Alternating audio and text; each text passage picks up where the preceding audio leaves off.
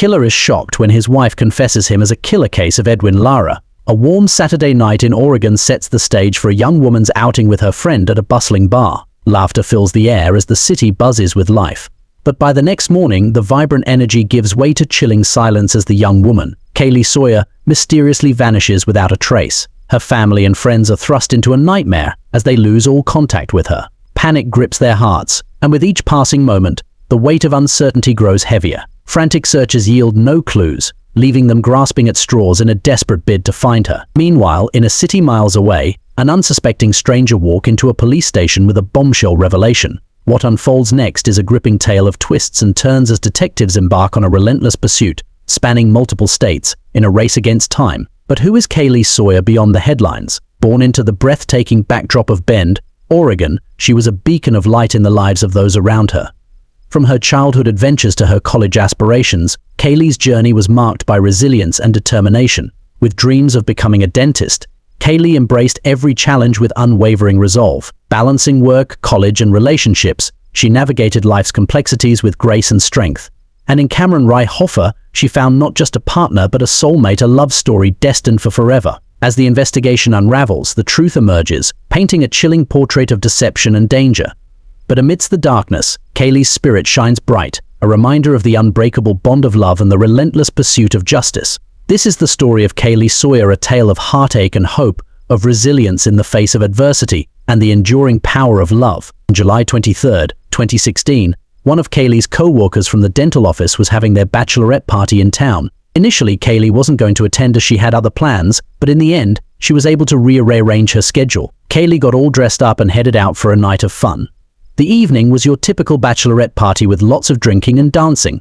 After a few hours, and once Kaylee had a fair amount to drink, she ended up briefly dancing with another guy who was there. One of Cameron's friends happened to be at the bar that night and saw Kaylee with the other man. At around midnight, Kaylee messaged Cameron and asked him to pick her up from the bar. He was there after a few minutes. On the way home, they got into an argument, likely about the person Kaylee was dancing with. By the time they had gotten back into their apartment's parking lot, Kaylee didn't want to go inside with Cameron as they were still arguing.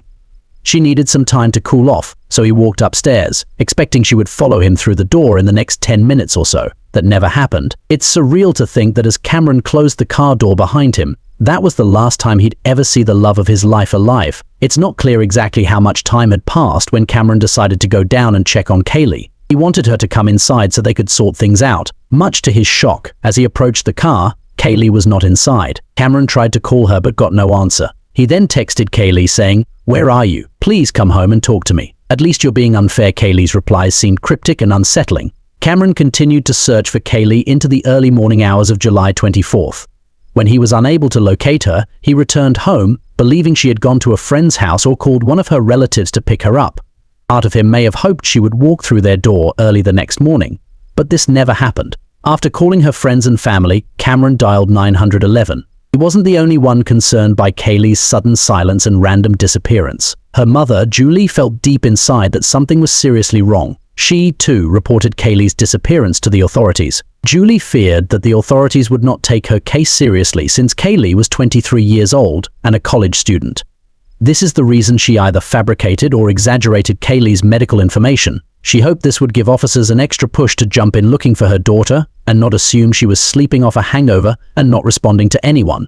While that may be the case for some 23-year-olds, that wasn't Kaylee's behavior. While waiting to hear back from the police, Kaylee's friends and family wasted no time trying to do their part in locating her. They created missing person posters with Kaylee's picture and began placing them around town, hoping to jog someone's memory. During this time, Kaylee's mum later recalled she had a feeling that Kaylee was no longer with her. She may not have understood it at the time or even ignored it, but after the revelations of the coming days, it's clear that Julie's connection to her daughter somehow knew something had happened before any of them did. The Bend Police Department began looking into Kaylee's disappearance fairly quickly. While Kaylee's family didn't think Cameron was involved, not for a second, the investigators naturally viewed him with some suspicion. He was the last known person to see her alive, and he was her boyfriend. Cameron admitted they were in an argument that night, and as previously mentioned, it's usually someone close to the victim who is responsible for their death or disappearance. However, these were not the type of investigators who got tunnel vision. They spoke to Cameron, listened to his story, and saw his genuine concern for Kaylee. Speaking to her friends and family further confirmed their relationship had been solid. The next logical person to speak to was the man at the bachelorette party with whom Kaylee had been dancing. Was he an acquaintance, a complete stranger? Had he followed Kaylee and Cameron home that night or known where she lived prior to their interaction? These were all real possibilities. They found him soon enough, and by then he had already heard about Kaylee's disappearance. Practically everyone in Bend had, despite it being less than 48 hours since she was last seen. He was taken aback by the police's questions and adamant that his involvement with Kaylee that night had been nothing more than a brief dance shared. He, too, was ruled out as a suspect. Now the investigators had nothing. Cameron was the last person to see or speak to Kaylee. Her cell phone had not been active since she last spoke with him, and their two first suspects had been quickly ruled out. So where was Kaylee? The search continued in earnest, even though it was clear that those close to Kaylee believed she would never have willingly disappeared. The officers working her case hoped she was cooling down somewhere. She had work on Monday. There was a chance, in their minds, that she would show up at her shift after having taken time away from everyone. But the start of Kaylee's Monday shift came and went. She was nowhere to be seen. They tried to have her phone ping and managed to get a few hits around Bend. This seemed like a small sliver of positive news until they discovered one of Kaylee's old phones was still registered to her Apple account. It was this phone that they were picking up, not Kaylee's current phone. As the investigators continued to work on Kaylee's disappearance that Monday morning, they had no idea that someone was about to walk through the door and blow the whole case wide open. The woman in the interview footage is rookie police officer Isabel Pona. The man she is referring to is her husband, Edwin. Isabel went into the police department on Monday and sat in the waiting room after having asked to speak to a supervisor. One of the sergeants walking through recognized her as being a recruit at the neighboring station. The officers approached Isabel to find out what she was there to talk about. They went into a room where they could have some privacy, and another officer joined them. The story Isabel had to tell was jaw-dropping. Isabel told the officers that her husband, a campus security officer named Edwin, was acting strange on Sunday after his night shift. When she confronted him about it on Monday, Edwin told her that he had killed someone. He claimed to have panicked and gotten rid of the body within minutes of telling her this story. Edwin then got into his car and drove off. Isabel made the brave and morally correct decision to go and speak to law enforcement about what her husband had said to her. It wasn't long before the officers' minds went to the missing 23-year-old college student, Kaylee Sawyer. Isabel said that she woke up on Sunday morning to find Edwin in bed beside her. He had gotten home sometime during the night after his shift, which wasn't unusual, as his schedule always changed. They went to church as they did every Sunday. Edwin was a devout Christian and took his religion seriously, attending every Sunday service. Isabel first noticed her husband was quieter than usual, but this didn't immediately raise any major concerns for her. As the hours went by, it became clear to Isabel that something was seriously wrong. Edwin was crying and then told her that he had accidentally hit Kaylee Sawyer with his car before panicking and hiding her body. Edwin claimed it was dark and Kaylee was dressed in all black, and he hadn't seen her.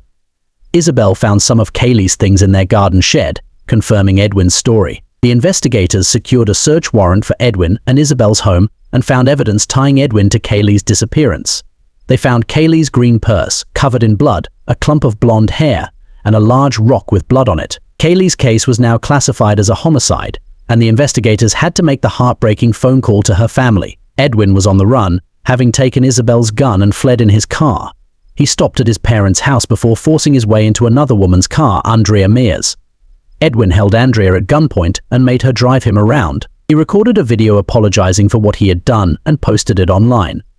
Eventually, Edwin was arrested by California patrol officers after a chase on the interstate. During questioning, Edwin confessed to hitting Kaylee with his car and then strangling her when she wouldn't stop screaming. He led investigators to Kaylee's body, which was found near a highway. Edwin pleaded guilty to aggravated murder and received a life sentence without parole. Isabel filed for divorce from Edwin and quit her job in law enforcement. The sudden and violent loss of Kaylee Sawyer has left a massive hole in the lives of those around her. She was simply in the wrong place at the wrong time, falling victim to a sick predator. As for why Edwin did it, only he knows the answer, and it may never come to light.